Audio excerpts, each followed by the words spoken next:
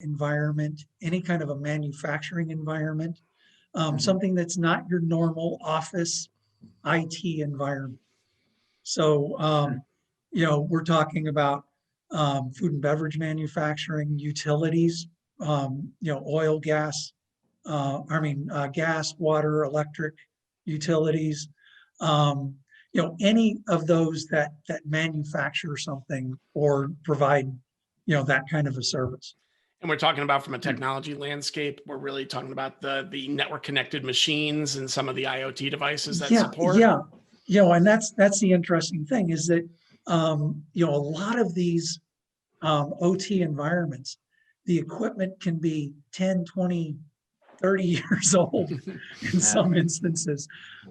So a lot of this equipment was manufactured before the internet even really took off and existed.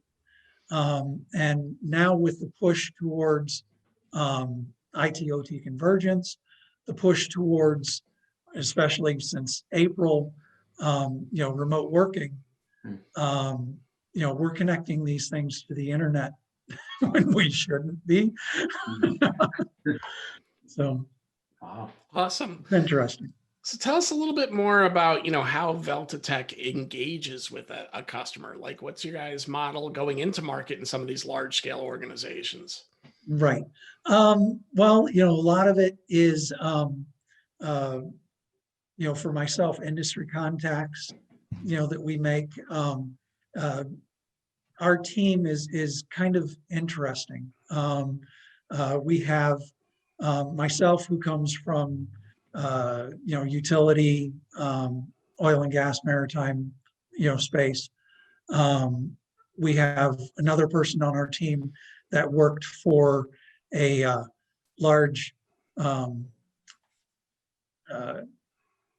beverage manufacturer headquartered in the St. Louis area at one time.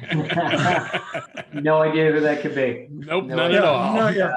Who They have some Clydesdales, I don't know. And then, one of our other senior vice presidents worked in the gaming industry, casinos. And then we have another person who worked for Cisco. So, we have that, and that experience and those contacts in those industries. And so we're constantly reaching out to them, reaching out through our, through the products that we offer, to other companies that may need our services, and that kind of thing. So. Beautiful, beautiful. Yeah. And in your individual role, tell us a little bit about what exactly you do within some of these environments. Oh, well, my job, I think, is really kind of fun because, I get paid to hack them. So when we're talking about an electric utility, for instance, one of the things I'll go in there and do is what's referred to as a cyber vulnerability assessment. The way I describe that, it's the first half of a penetration test. So I go in and I identify any vulnerabilities that they have and then give them the steps to mitigate those vulnerabilities. Now, if I was doing a penetration test, I'd identify those vulnerabilities and I'd go and exploit those.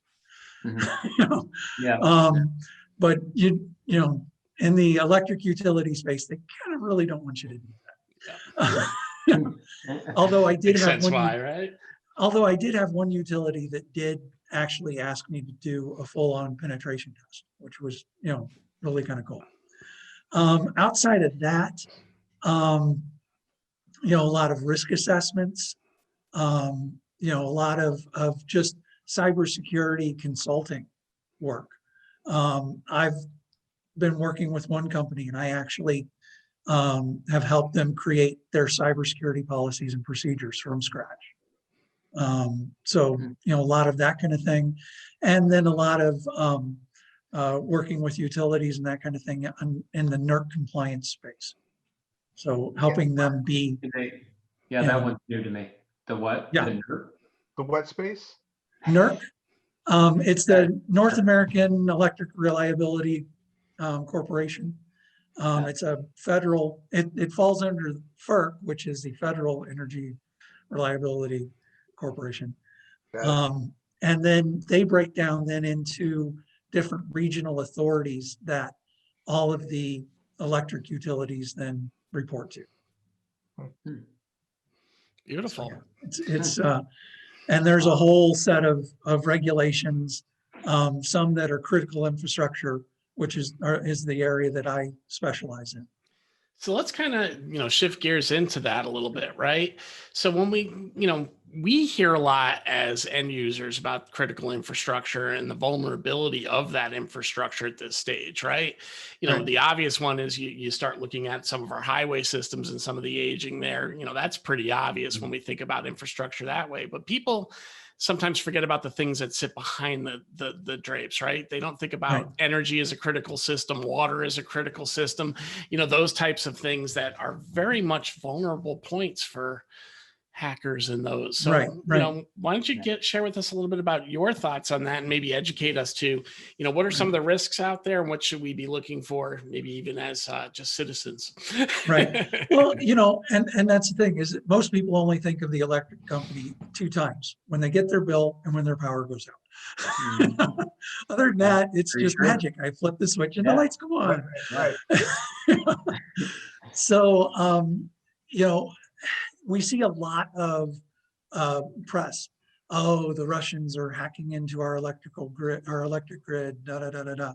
If you really drill into those, though, what you see is their attacks against the IT side of the operation, okay, that don't have any effect. There has only been, and I argue on this with certain people, and I'm told I'm splitting hairs, but I don't feel that way. There's only been one instance, of a malware attack that resulted in an electric utility operation side being affected. And actually the malware didn't get into the control network. It's just that the IT department decided while they were cleaning everything else up on the IT side, they'd go ahead and clean everything up on the OT side, reimage everything just in case. Okay. And the only other instance that we've had in the electric industry is we had a router that was hit with a denial of service attack. And that router was one of these balancing authorities that tells, utility A, hey, we need more power from you, less power from utility B, that kind of thing. Yeah. And they couldn't electronically communicate with their customers during that denial of service attack. So those are the only attacks against the electric grid ever. So safe to say it's not as scary as what we see in the movie, so to speak, right? Right. Now, what are some of the reasons behind that? What are the controls that are being taken by these organizations to really segment those 2 networks? Right, and that's where the NERC CIP regulations come in. The CIP Critical Infrastructure Protection regulations. There's 12 different regulations that are involved in this group. And, basically, you cannot have any routable IP addresses outside of your, protected area. The only thing you can have data going from your control system out to a historian, but nothing coming in your network. So, that's where that protection comes in. Now, granted, that works great for high and medium impact utilities. These are your major city utilities, that kind of thing. When you get into some of the smaller areas where you're dealing with co-ops and stuff like that, they aren't under all the regulations. But then again, if they get shut down, you've got 200 people who don't have power compared to thousands of people who don't have power. You're not exactly worried about in New York City at that point. Right, exactly. Order of magnitude, right? So So yeah, you're working with these companies. Is it really that's the step you're undertaking, is helping them acknowledge and understand where the risks are within their environments, then, yes. helping them assess which things should we tackle and which things should we make a calculated risk to leave alone?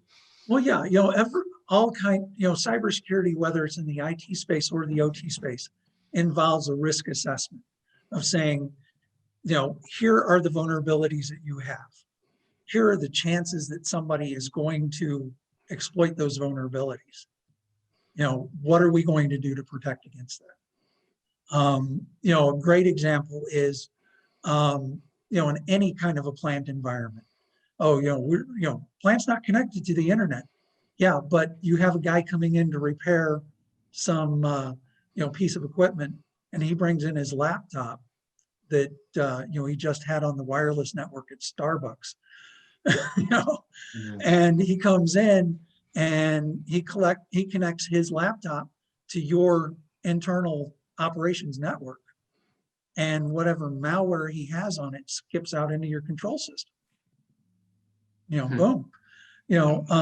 So how do we protect against that kind of thing happening? And a lot of that is what I would call secure remote access, or just you have to, in a NERC environment, you have to scan that computer for any malware So some sort before of it's even network access connected. control. Yeah. Yep. Yeah. So, So yeah, that's the big thing. You just can't let people come in and connect anything they want to. so in these environments, are you kind of working as an extension of the traditional IT department, basically putting a line in the sand between the two, or is there overlap usually between those resources? There's overlap between those resources. A lot of our contacts are with the plant engineering staff and those people. A lot of the IT people don't understand the OT network. And a great example of that is, most people know what an Nmap scan is. Where you scan network looking for, to enumerate the network and that kind of thing. Yeah. If I run that on an IT network, no big deal. If I run that on an OT network, I can kill things. I can overload equipment, and shut it down. Okay, so that's the kind of thing that you'll see a lot of IT people go in and, oh, well, we're going to run an Nmap scan so we can see what's on the network. No, please don't. And I think that's one of the risks we're starting to see within the industry as things expand and more items be converged, right? So Right. obviously it was a little bit less of a risk when we had the voice to data convergence, right? Because, telephony is what telephony is, and there, Right. not a level of criticality. But now, MSPs as a whole are starting to see that there's an opportunity to jump into the, and please understand where I'm coming from this, the IoT bandwagon, right? So all of a sudden you see guys jumping on, especially in states like mine, where there's huge electrical incentives being given out to customers as well to make some conversions. All of a sudden, these guys want to start getting into building controls and building systems and some of these other things that tend to sit outside the regular network without familiarity on it, because the MSP attitude is, well, that's something else that they need, that's something else that anything that has an IP address we can handle, right? And I think this is an example of, in certain environments, it might not be that simple. Right. And it's not. When we work in the OT space, we have what's referred to as the Purdue model. Okay, and it's basically a 6-level model of where all the equipment sits. And you've got stuff that's in layer 0 and layer 1 that is sensors that have no IP address to them, and are just reporting up to PLCs, programmable logic controllers and that kind of thing, that, they can cause all kinds of issues if you treat them like an IT device. So, that's a great example, right? Because, this IoT piece of life is becoming a bit more of a mystery, but yet it wasn't a mystery to the facilities folks. It's really just a new way of management in some respects, right? But the challenge is, so you've got these, let's call them dumb sensors just for simplicity's sake, right? That report back into a centralized system, but that's the system being accessed. So what are some of the safeguards a group can take in protecting that, that controller system that's ultimately aggregating all Right. the data points and giving you what you need to know. Right. Well, the best thing out there is there are various different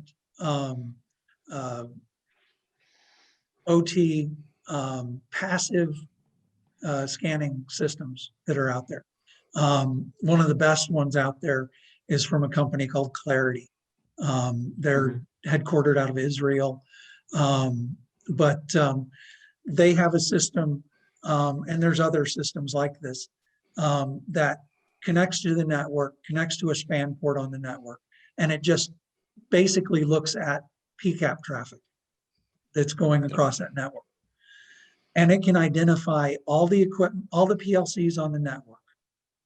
It can identify all the human machine interfaces, all that kind of stuff. And then it takes that information and is able to build vulnerability lists. It's able to then track if a configuration is changed on a PLC, when it was changed and who changed it and all that other kind of stuff, so that when something goes horribly wrong, you can go back and you can look at all the logs and go, oh, well, at 2:00, everything in the entire plant shut down. Okay, well, what happened prior to 2:00? Oh, at 1:45, Joe logged in and upgrade and changed the configuration on this PLC, which then replicated down to all the other PLCs in the plant, and boom, that's what happened. Now you got your rollback plan. Yep. Yeah, and you've got then that delta. The system will display that delta between the original configuration, the new configuration, and tell you what went wrong. So we're back to some of the things we always harp upon in the IT world. We're back to basic change control and having change control plans and capabilities, and these networks help enable some of the forensics behind it. Exactly. Okay, exactly. Good. And maybe just to kind of close out on this concept a little bit, are you seeing that some of the network traffic is changing a bit to support these things? Are you seeing, I know BACNet's a pretty common, networking concept for some of these machine-based, networked assets. Is that another way that you can kind of protect your environment by having a different traffic network supporting the machines, then coming back to an IP-based controller that then communicates back into your network? I mean, that already exists. A lot of the equipment is running on protocols like Modbus or Profinet, that kind of thing. And then that's being then converted into IP traffic at some point. So there are these industrial protocols that are out there in use. What we're starting to see now, and all honesty, we've recently become a Cisco partner. And Cisco is getting into that operational technology space and having a lot more equipment that, is IP based, or, converts that traffic from Modbus to IT. More shocking that it's taken them this long to do that. Yeah, it is. So with that, Craig, before we jump into the speed round and for a few minutes, tell us a little bit, about how you maintain work-life balance. Obviously you're fighting cyber criminals. It gets a little stressful at times. How do you maintain that work-life balance? Well, it's always for me been family comes first. I could, I have my own office at the house, that I work out of a lot.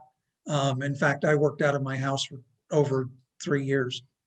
And so, it was always, just that, I had to learn to close that door. And even though now it's, I'm at that point where it's just my wife and myself, but still, I can go in there and disappear for, hours on end. So, that, family comes first, the realization that some days I just need to go out and walk around the block. And, I think vacations are important. I worked with a guy years ago who, had this vision that, once they figure out they can do without you, they will. And he would never take an entire week of vacation because he was like, if they can do without me for a week, they might figure out they can do without me forever. That's a guy. That's a guy that figured out he wasn't doing much. Well, no, I mean, this guy worked his backside off, and I respected him. But yeah, I think it's important that, if we're working from home, like a lot of people are working from home now, have that defined workspace and walk away from it and leave it, at 5 o'clock or whatever, and go and do something else. The temptation to sit there and just keep working because there's nothing else to do is too big. Especially right now, right? Yeah. Where vacations aren't really happening, at least not in the pure sense, right? And well, and we've got nothing better than we can do, especially if it's just two of you at home, then so like that. But with that, I will turn it to Tim now. I think you're taking us home with the speed round this time, right? I am. I feel like I was left out of the conversation. I felt like this one was a bit over my head, admittedly, I gotta say. Oh, sorry. It was unbelievably interesting though. Okay, so just 5 quick questions. Sure. First one, talk, text, or Teams? What was it? I'm sorry.